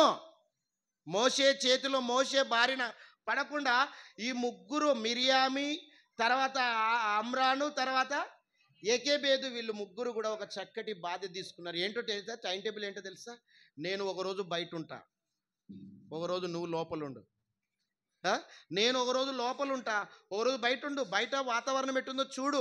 ఆ సైనికులు వస్తున్నారా, మన ఇంటి మన దగ్గరకు వస్తున్నారా గమనించు అన్న. ఒకరిని బయట పెట్టడం, ఒకరిని లోపల పెట్టడం, పిల్లోడు మరి ఏడవకుండా ఒకరు కాపాడడం. ఎంత రిస్క్ అండి! కడుపులో పిల్లవాడు ఉన్నప్పుడు దాచిపెట్టడం అనేది కొద్ది కష్టకరమే. అది కూడా కడుపులో ఉన్నప్పుడు బిడ్డను దాచిపెట్టడం అనేది కష్టకరమే.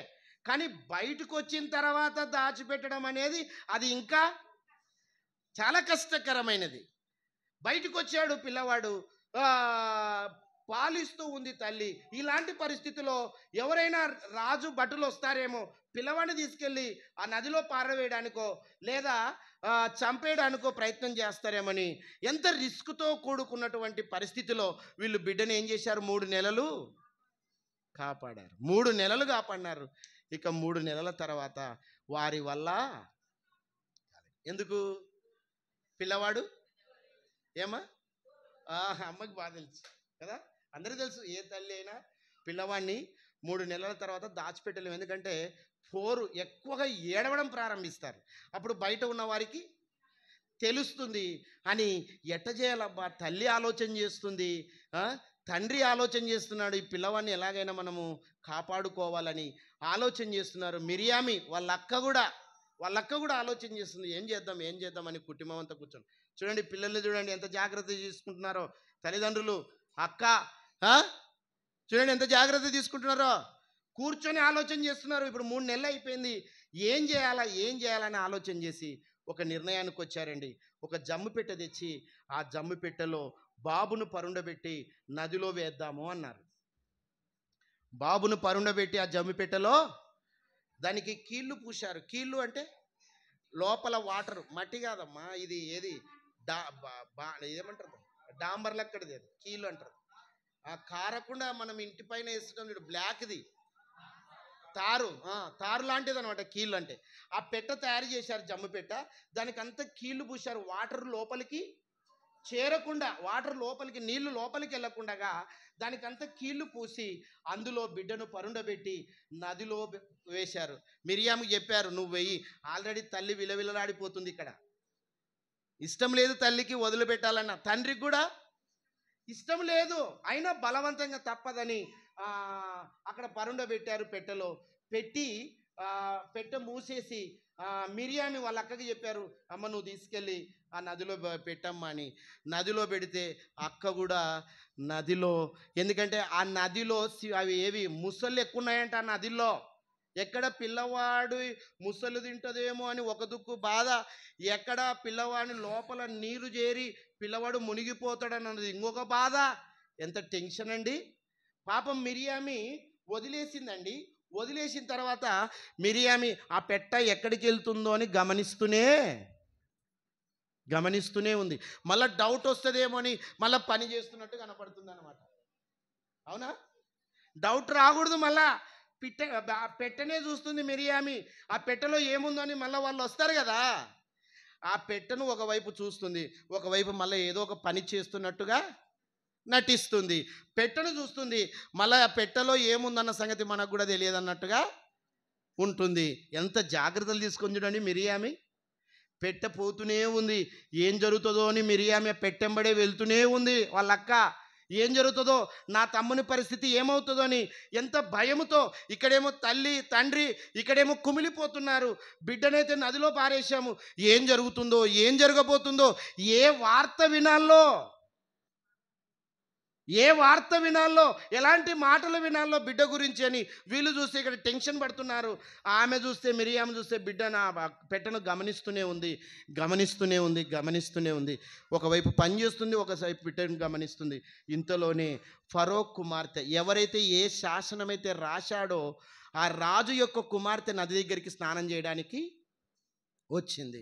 నది దగ్గరికి స్నానం చేయడానికి వస్తుంటే ఆ పెట్టె వస్తూ ఉండగా ఆమె కళ్ళు పడ్డాయి ఆ పెట్టె మీద.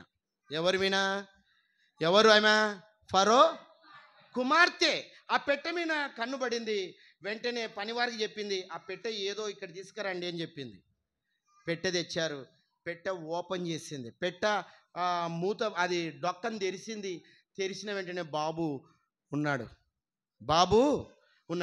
ఆ పిల్లవాడిని చూస్తేనే ఆమె కూడా ఫరో కుమార్తె ఇంత అందంగా ఉన్నాడు, ఇంత సుందరంగా ఉన్నాడు అని ఆలోచన చేస్తూ ఉండంగానే ఆమె అనుకుంది. ఏమనుకుంది ఆమె? ఫరో కుమార్తె ఏమనుకుంది? మా నాన్నగారు ఏదైతే శాసనం పెట్టాడో, ఎబ్రీ స్త్రీలలో మగపిల్లలు పుడితే చంపేయాలని చెప్పాడో, ఈ బిడ్డ కూడా ఎవరికో ఎబ్రీ స్త్రీకు పుట్టినా బిడ్డనే వీళ్ళు చంపకుండా నదిలో పారవేశారన్న సంగతి ఆమెకు తెలిసింది. అనుకుంటూనే ఎంటర్ అయింది. ఎవరు? మిరియాం వచ్చేసింది అక్కడికి. వెంటనే వచ్చి ఎంత తెలివిగా, ఎంత అసలు మైండ్, నిజంగా ఆమె మాట్లాడిన మాటను చూస్తుంటే ఆశ్చర్యం అవుతుంది. వచ్చిన వెంటనే ఆ తమ్మును చూసింది. తమ్ముడు నిద్రపోతున్నాడు. వెంటనే చెప్పిందండి, వెంటనే ఆ సమాచారం చెప్పింది. ఏమని చెప్పింది తెలుసా? అమ్మా, ఈ బిడ్డను నీ కొరకు పెంచుకో. ఎంత చక్కగా ఆలోచన మళ్ళించింది చూడండి కుమార్తెకు. ఫరో కుమార్తెకు ఆలోచన మళ్ళించింది, ఆలోచన రేపింది. ఏం చెప్పింది తెలుసా? నీ కొరకు ఈ బిడ్డను పెంచుకో. ఈ బిడ్డను పెంచడానికి నేను హెబ్రీ స్త్రీలలో ఒక దాదిని తీసుకొని వస్తానని చెప్పింది. ఎంత చక్కగా ఆలోచన చేసి చెప్పిందో చూడండి. పరుగున వచ్చి ఆమెను ఫరో కుమార్తె చూసిన వెంటనే, అమ్మ, ఈ పిల్లవాడు ఎవడో కాదు నా తమ్ముడు. ఈ పిల్లవాడు ఎవడో కాదు నా తమ్ముడు. నువ్వు ఒకవేళ నువ్వు పెంచుకుంటా అంటే మా అమ్మని తెచ్చి పెడతానమ్మా, పాలిస్తుందని చెప్పిందా? ఒకవేళ అలా చెప్పింటే అలా ఒప్పుకునేది కాదు ఫరో కుమార్తె. ఎంత తెలివిగా ఆలోచన చేసింది. ఆ తమ్ముడు బ్రతకాలంటే ఆలోచన ఉండాలి మళ్ళీ మిరియాముకి. వెంటనే ఏం చెప్పిందంటే, నీ కొరకు నువ్వు పెంచుకో అమ్మా, మంచిగా ఉన్నాడు అబ్బాయి, నీ కొరకు పెంచుకో. అదిగో ఎబ్రీ స్త్రీలలో ఒక దాదిని తీసుకొస్తాను పాలియడానికి తెస్తానని ఒప్పించింది ఆమెని. ఆ ఫరో కుమార్తెను ఒప్పించేటట్టుగా మాట్లాడింది. ఒప్పుకుంది ఆమె, నిజంగా నా కొరకు పెంచుకుంటాను ఈ అబ్బాయిని. సరే మంచిది, నువ్వు అన్నట్టుగానే ఎబ్రీ స్త్రీలలో ఒక దాదిని తీసుకొని రా అని చెప్పింది. అప్పుడు సంతోషంగా పరుగున వెళ్ళిపోయిందండి. ఎక్కడికి? తల్లి దగ్గరికి. సంతోషం పట్టలేక పరుగున వెళ్ళి తల్లి దగ్గరికి పోయింది. తల్లితో మాట్లాడుతుంది. అమ్మా, ఏం జరిగిందో తెలుసా? ఏం జరిగింది, ఏమైంది? అప్పటికే విలవిలలాడిపోతుంది తల్లి. ఏం జరిగింది చెప్పు, ఏ వార్త చెప్తున్నావు చెప్పు చెప్పు అంటే, ఏమి లేదమ్మా, నేనైతే ఆ బాబును పెట్టెలో పరుండబెట్టి పంపించామా నదిలో, ఇంతలోనే ఫరో కుమార్తె స్నానం చేయడానికి వచ్చింది. మరి ఏం జరిగింది? ఏం లేదమ్మా, ఆ పెట్టెను తీసింది, వెంటనే నేను అక్కడికి వెళ్ళానమ్మా. తమ్ముడైతే నిద్రపోతున్నాడు. నేను ఒకేసారి ఆమెకు ఒక ఆలోచన రేపాను, ఒకేసారి ఆమెకు ఒక ఆలోచన పుట్టించానమ్మా. ఏం పుట్టించావంటే, ఇదిగో ఈ పిల్లవాడిని నీ కోసం పెంచుకో, ఈ బాబును నీ కోసం పెంచుకొని చెప్పాను.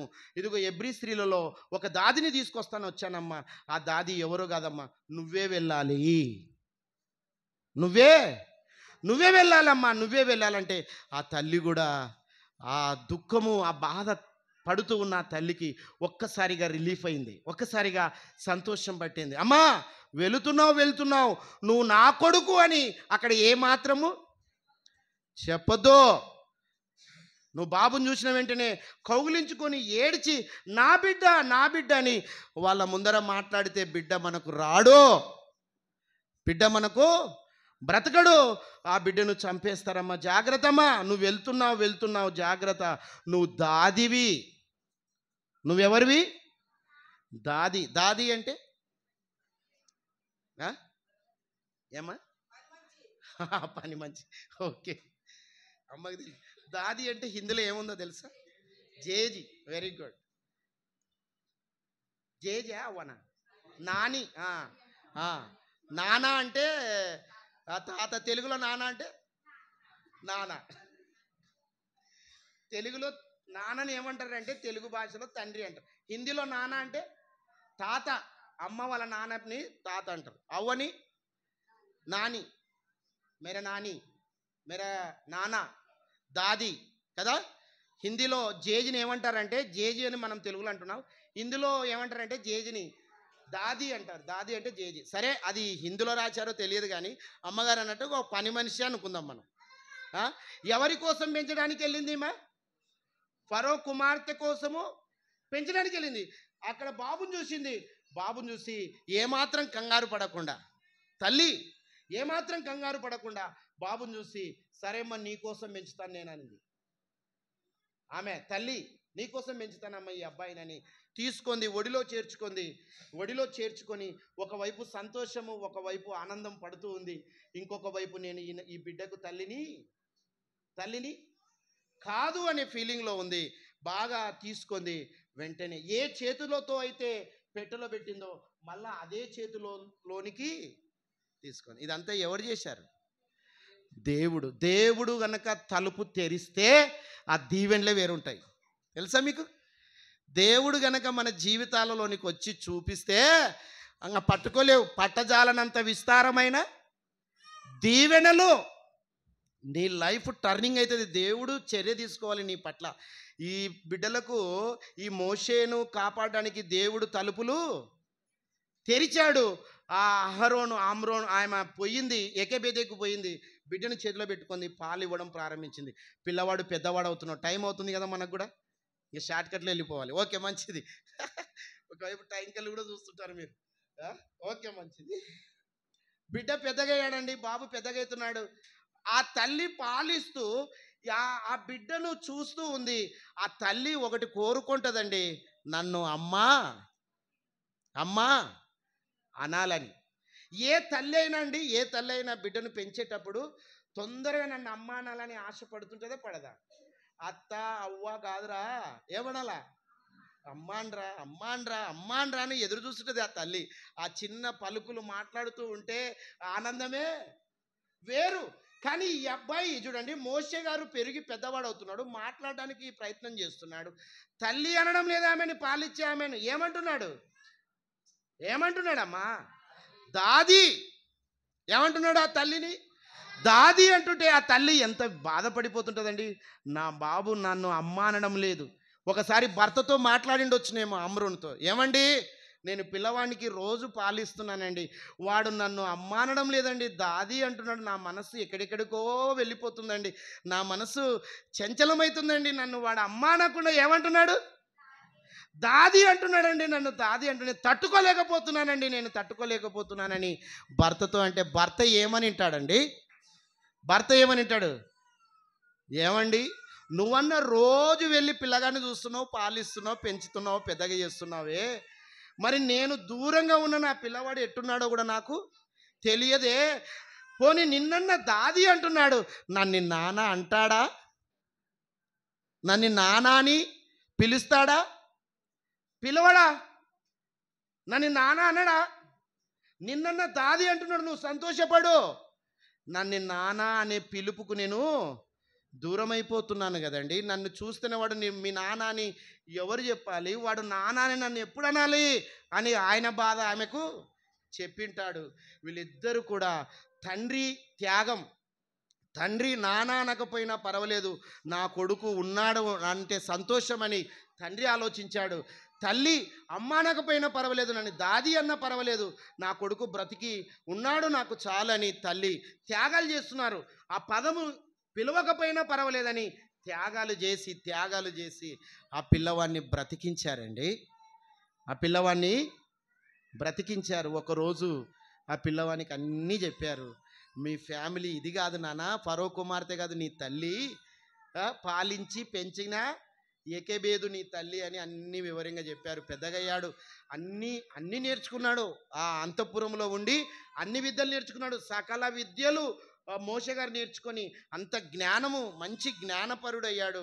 తర్వాత పెద్దవాడైన తర్వాత తెలిసింది సొంత తల్లి ఎవరు, పెంచిన తల్లి ఎవరైనా తెలిసింది. తర్వాత వీళ్ళ వైపే వచ్చేసాడు. ఓకే, మంచిది. ఎంత శ్రద్ధ తీసుకున్నారో ఒకసారి ఆలోచించండి. మోషే గారు బ్రతకడానికి ఎంత కష్టం తీసుకున్నారు వీళ్ళంతా, అవునా? ఇప్పుడు మన కుటుంబాల గురించి మనం ఆలోచన చేద్దాం. భార్య రాకపోతే భర్త ఏమైనా శ్రమ తీసుకుంటున్నాడా? ఏమైనా ఆలోచిస్తున్నాడా? నా భార్యను బ్రతికించుకోవాలి, నా భార్యకు రక్షణ కలిగించాలి, నా భార్య యేసు ప్రభు నమ్ముకోవాలి, రక్షణలో ఉండాలి నా భార్య అని భర్త ఏమైనా ఆలోచించాడా? పోనీ భార్య భర్తలు ఇద్దరు ఉన్నారనుకోండి మందిరంలో, నా పిల్లల పరిస్థితి ఏంటి? నా పిల్లల పరిస్థితి ఏంటి? వాడు మందిరానికి రావడం లేదు, మా పాప మందిరంలో కూర్చోవడం లేదు, మేమేం చేయాలి అని ఇద్దరు భార్య భర్తలు ఇద్దరు కూర్చొని పిల్లల విషయంలో ఏమైనా చెయ్యాలని ఆలోచన చేస్తున్నారంటారా? ఏమా? దేవుని కుటుంబం దేవుని సన్నిధిలో ఉండాలి. ఏది దేవుని కుటుంబం చెప్పండి? ఏది దేవుని కుటుంబం? ఒక ఆమ్రాము తర్వాత ఏకేబేదు వీళ్ళిద్దరు భార్య భర్తలు కలిసి పిల్లవాడు బ్రతికించుకోవడానికి ప్రయాసపడ్డారు. మిరియామి కూడా కుటుంబము శ్రమపడి రిస్క్ తీసుకొని అబ్బాయిని కాపాడుకున్నారు. ఫరో చేతిలో పడకుండా చావకుండా. ఈరోజు అపవాది ఉన్నాడు బయట, అపవాది చేతిలో పడకుండా మీ పిల్లల్ని ఏమైనా కాపాడుకోవడానికి ప్రయత్నము చేస్తున్నారా? నువ్వు ఒకదాన ఏమన్నా ప్రార్థనకి వచ్చినా కదా సార్, నా భార్య వచ్చిండే అంటే భార్య వస్తే భర్త అవసరం లేదా? ఏమ్మా మీరిద్దరు వచ్చారు, పిల్లలు ఎక్కడ అంటే వచ్చినాం కదా సార్, మేము వచ్చాం కదా. పిల్లల విషయంలో జాగ్రత్త తీసుకోకపోతే పిల్లలు అపవాది చేతిలో పడిపోతారు. అపవాది ఏ క్షణాయినా పిల్లల వశం చేసుకొని దేవునికి దూరం చేయడానికి ప్రయత్నము చేస్తూ ఉన్నాడు. ఎవరిని మృంగుదునా అని గర్జించు సింహం వల్లే వాడు వెతుకుచూ తిరుగుచున్నాడండి. ఎవరిని మృంగుదునా అని. పిల్లల్ని కూడా ప్రభులో పెంచడానికి ప్రయాసపడాలి, శ్రద్ధ తీసుకోవాలి, బాధ్యత తీసుకోవాలి. పిల్లల్ని విడిచిపెట్టకూడదు. ఏ క్షణానైనా అపవాది తన గుప్పెట్లో పెట్టుకోవడానికి లేదా అపవాది మృంగడానికి ప్రయత్నం చేస్తూ ఉంది. ఈరోజు మోషేను ఆ ఫరో చేతిలో పడిపోకుండా కాపాడారు తల్లిదండ్రులు. ఎంత రిస్క్ అయినా ఎంత కష్టమైనా తీసుకొని అబ్బాయిని బ్రతికించుకోవడానికి ప్రయత్నం చేశారు. ఈరోజు నువ్వేం ప్రయత్నం చేస్తున్నావు? రక్షణ లేని వారికి రక్షణ అనుగ్రహించడానికి నీ ప్రయత్నం ఎలా ఉంది? నీ కష్టం ఎలా ఉంది? నీ ప్రయాస ఎలా ఉంది? ఒకసారి ఆలోచించండి. అలా చేయకపోతే మన కుటుంబము దేవుని సన్నిధిలో ఉండనే ఉండదు. చూడండి, తర్వాత ఇబ్బంది పడతాం. ఈరోజు చాలామంది తల్లిదండ్రులు మా పిల్లలు ప్రభులో లేరండి, మా పిల్లలు రక్షణ లేదండి, మా పిల్లలు దేవుని సన్నిధిలో లేరండి చెప్తుంటారు. చిన్నతనము నుంచే వారిని ప్రభు యొక్క శిక్షలో, ప్రభు యొక్క బోధలో పెంచడానికి ప్రయత్నం చేయండి. పెద్దవారైన తర్వాత ఆ దారి నుండి తొలగిపోయే ప్రమాదం, ఆ దారి నుండి తొలగిపోరు. వాక్యంలో గనక పెంచితే ఆ దారి నుండి తొలగిపోయే ప్రసక్తి ఉండదు. ఒకవేళ పెద్దవాళ్ళైన తర్వాత ప్రయత్నం చేస్తే అదేమో చెప్తారు చూడండి, శాసనం అదేదో సూత్రం చెప్తారు, ఆ మొక్కైనది వంగనది మానైనా వంగున అన్నాడు. మొక్కగా ఉన్నప్పుడే దాన్ని ఎక్కడ పెట్టాలో, ఎట్లా ఒక చెట్టుని పెంచేటప్పుడు అది కొంచెం లేతగా ఉన్నప్పుడే, అది మొక్కగా ఉన్నప్పుడే దానికి ఒక సపోర్ట్ పెట్టి చక్కగా వెళ్ళడానికి ప్రయత్నం చేస్తాం. చక్కగా పోవాలి ఇది అని, వంకర టీకర పోకూడదని ఆ చెట్టును జాగ్రత్త తీసుకుంటాం. ఎప్పుడు మొక్కగా ఉన్నప్పుడే జాగ్రత్త తీసుకుంటాం.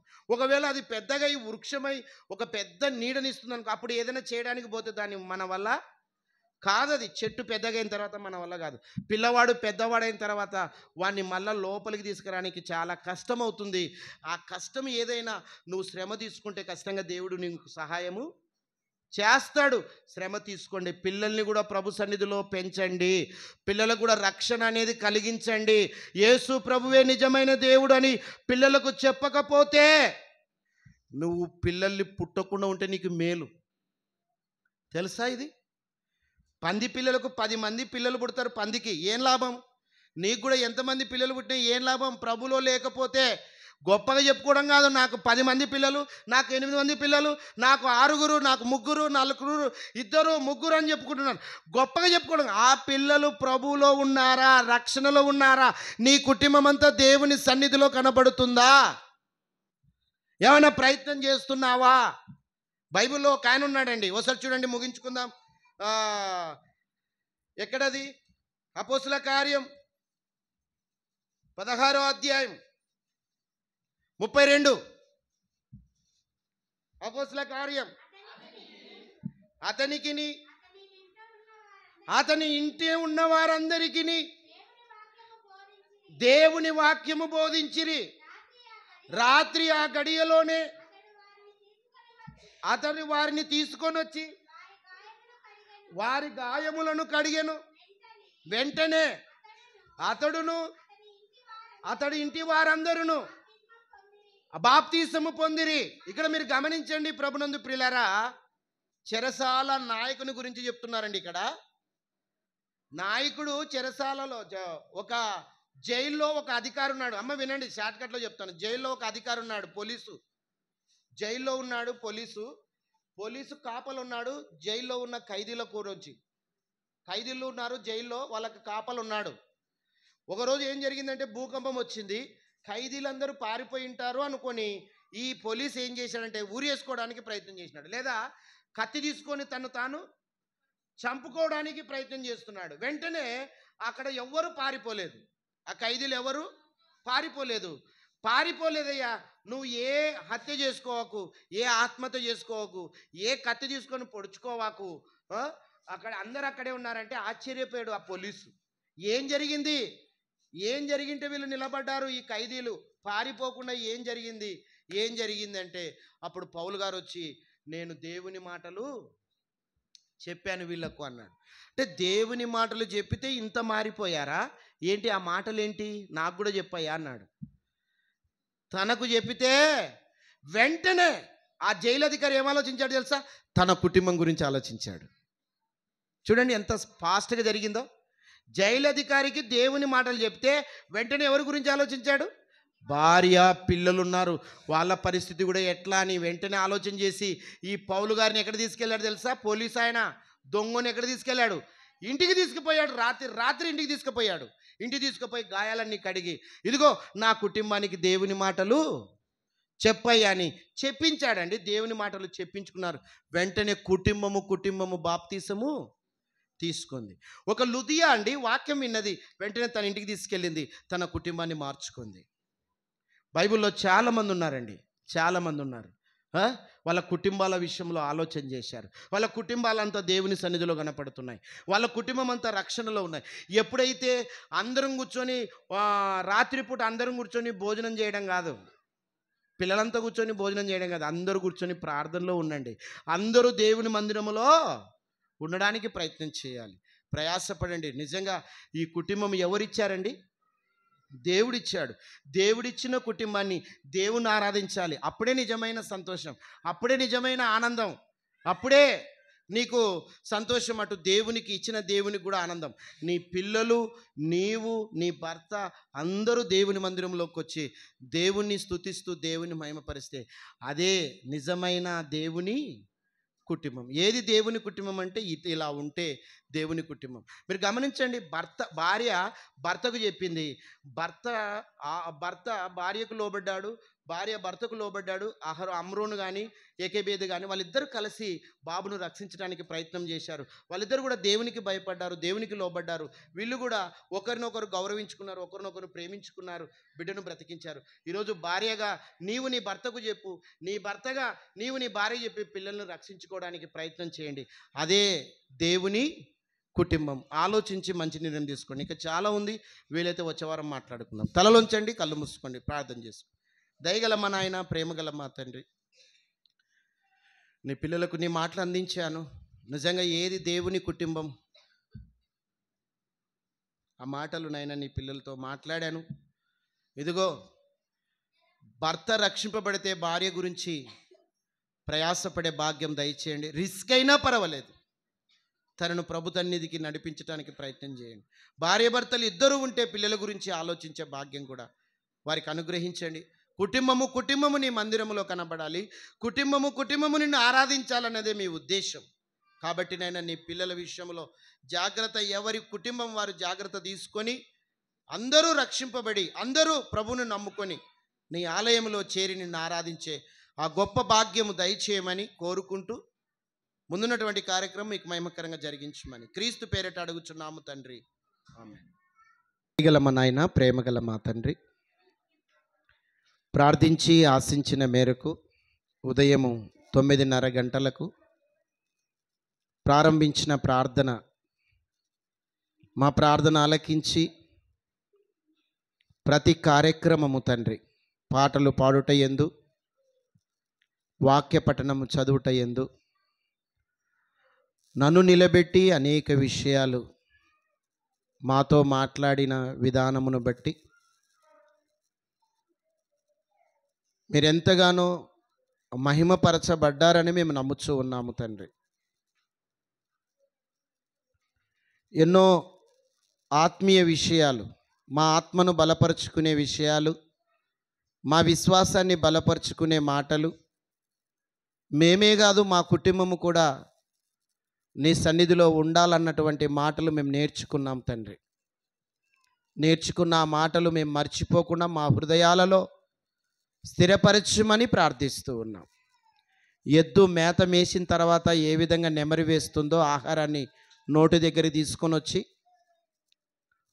ఒక మేక మేత మేసిన తర్వాత ఏ విధంగా నెమరి వేస్తూ ఉందో తండ్రి, అలాగే నాయన దేవుని మాటలు విన్న మేము వాటిని మళ్ళీ పదే పదే జ్ఞాపకాల్లో ఉంచుకొని నీకిష్టలుగా ఈ లోకంలో జీవించుటకు సహాయం చేయమని ప్రార్థిస్తూ ఉన్నాం.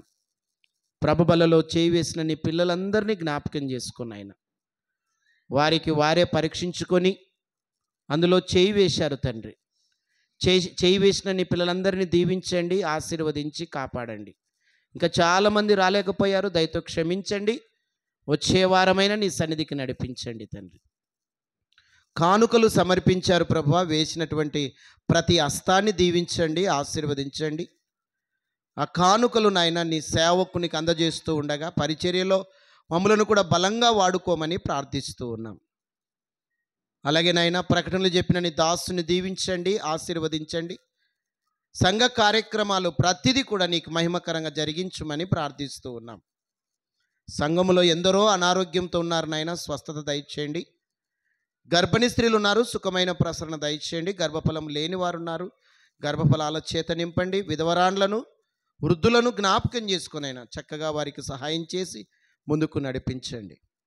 అలాగే తండ్రి, తట్టుపోస్తున్నటువంటి పిల్లలను జ్ఞాపకం చేసుకునైనా మీరే నైనా ఆ పిల్లలకు స్వస్థత, ఆరోగ్యం ఇచ్చి కాపాడండి. స్వస్థపరిచి యెహోవాను నేనే అని చెప్పావు నాయన. ఎంత గొప్ప వాగ్దానము మా జీవితాల్లో నెరవేరుస్తున్నావు తండ్రి, అందును బట్టి నీకు స్తోత్రాలు. మీ పిల్లలను మీ స్వాధీనంలో ఉంచుకొని ఆరోగ్యవంతులుగా కాపాడమని ప్రార్థిస్తూ ఉన్నాం.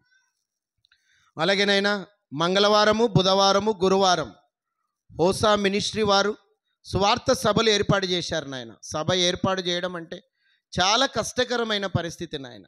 అలాంటి బాధ్యత తీసుకొని నీ కుమారుడు పాస్టర్ గారు, ప్రభ స్థానికంగా ఉన్నటువంటి సంఘ కాపరి గారు ఎంతో నాయన శ్రమ పడుతూ ఉన్నాడు సువార్త సభలకు. ఆయన ప్రయాస వ్యర్థము కాకుండా ఆ సభలు నాయన అనేకులు వచ్చి నాయన నీ మాటలు నేర్చుకొని వారి జీవితాలలో మార్పును కలిగించి వారి ద్వారా మీరు మహిమ పొందమని ప్రార్థిస్తూ ఉన్నాం. వాళ్ళు పెట్టినటువంటి ఆ మీటింగ్స్ ఏది వ్యర్థం కాకుండా ప్రతిదానికి మీరు ప్రతిఫలం దయచేయాలని ప్రార్థిస్తూ ఉన్నాం. ఆ మీటింగ్ 3 రోజులు కూడా నాయన చక్కగా జరిగించమని, ఎటువంటి ఆటంకాలు జరగకుండా, ఎటువంటి ఇబ్బంది కలిగించకుండా నాయన మీ చిత్తానుసారంగా జరిగించమని ప్రార్థిస్తూ ఉన్నాం. మేము కూడా నాయన వెళ్ళాలని ఆశపడుతూ ఉన్నాం. ఆ కార్యాన్ని కూడా చక్కగా ముందుకు నడిపించమని ప్రార్థిస్తూ ఉన్నాం. అలాగే ప్రభా, ప్రార్థన అవసరత ఎందరో కోరారు నాయన, వారందరిని బట్టి ప్రార్థిస్తూ ఉన్నాం. వారందరి అవసరతలను తీర్చండి, వారి ద్వారా మీరు మహిమ పొందమని కోరుకుంటూ ఈ ఆరాధన అంతటిని మీకు మహిమకరంగా జరిగించినందుకు మరొకసారి మీకు కృతజ్ఞతాస్తుతులు చెల్లిస్తూ, అలాగే సండే స్కూల్ పిల్లలను నడిపిస్తున్న టీచర్ను జ్ఞాపకం చేసుకునండి. పిల్లలు చిన్న వయసులోనే నీ వాక్యాన్ని నేర్చుకున్నటకు ఒక చక్కటి బాధ్యత తీసుకున్నటువంటి టీచర్స్ని కూడా జ్ఞాపకం చేసుకునండి. మీ చిత్తానుసారంగా వారిని కూడా ముందుకు నడిపించమని ప్రార్థిస్తూ ఉన్నాం. మందిరం శుభ్రం చేస్తున్నటువంటి స్త్రీలు ఉన్నారు నాయన, వారిని కూడా జ్ఞాపకం చేసుకునండి. చక్కగా వారి కుటుంబాలను ఆశీర్వదించి కాపాడండి. పెద్దలను దీవించండి, వారి కుటుంబాలను ఆశీర్వదించండి. నీ మందిరానికి నాయన నీ పిల్లలు రాగలుగుట కూడా సమయాన్ని అనుకూలపరచమని కూడా ప్రార్థిస్తూ ఉన్నాం. అన్ని విషయాలలో సహాయం చేసి ముందుకు నడిపించమని కోరుకుంటూ, మమ్మలను మేము తగ్గించుకుంటూ మీ నామాన్ని హెచ్చిస్తూ నాయనా, మాకు కూడా మా ప్రయాణములో మా కుటుంబ పరిస్థితులు, మాకున్న అనారోగ్య పరిస్థితులు అన్నీ మీకు తెలుస్తున్నాయన. మీ చిత్తానుసారంగా మమ్మల్ని కాపాడి ముందుకు నడిపిస్తున్నందుకు మీకు కృతజ్ఞతాస్తుతులు చెల్లిస్తూ క్రీస్తు పేరిట ఈ ప్రార్థన మీకు సమర్పించి అడిగి వేడుకొనుచున్నాం మా తండ్రి. ఆమెన్. దయచేసి ఉన్న పాటున లేచి నిలబడండి. ప్రభు నేర్పిన ప్రార్థన. పరలోకమందున్న మా తండ్రి, నీ నామము పరిశుద్ధపరచబడునుగాక, నీ రాజ్యము మాకొచ్చునుగాక, నీ చిత్తం పరలోకమందు నెరవేరినట్లు భూమి యందు నెరవేరునుగాక. మా అనుదినాహారము నేడు మాకు దయచేయము. మా రుణములను క్షమించి ఉన్న ప్రకారం మా రుణములను క్షమించుము. మమ్మను శోధనలోనికి తేక దుష్టు నుంచి మమ్మలను తప్పించుము.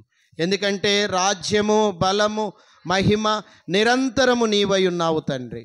ఆమెన్. కార్తమాము నో దీవించి క్షేమమేచే పాంపమో జీవాహార వార్తనిచ్చి మామోను పోషించుము. ఈవాణ్ణిను వేడుకొని బాహుగాస్తు తెంతుము. పరమందు చేరి ఇంకా స్తోత్రము చెల్లింతుము. ఆమేన్. మన తండ్రి అయిన దేవుని యొక్క ప్రేమ, కుమారుడైన యేసుక్రీస్తు యొక్క కృప, పరిశుద్ధాత్మ యొక్క అన్యోన్య సహవాసం ఇక్కడ చేరినటువంటి ప్రతి ఒక్కరికి, ప్రార్థన అవసరం ఉన్న నీ పిల్లలందరికీ, మీటింగ్స్ ఏర్పాటు చేసినటువంటి నీ దాసునికి నీ చిత్తానుసారంగా నడిపించి ముందుకు నడిపించుమని సదాకాలము తోడైండు నడిపించును గాక. ఆమెన్. ఆమెన్. అందరికీ వందనాలమ్మా. దయచేసి ఒక చిన్న ప్రకటనమ్మా. శుక్రవారం రోజు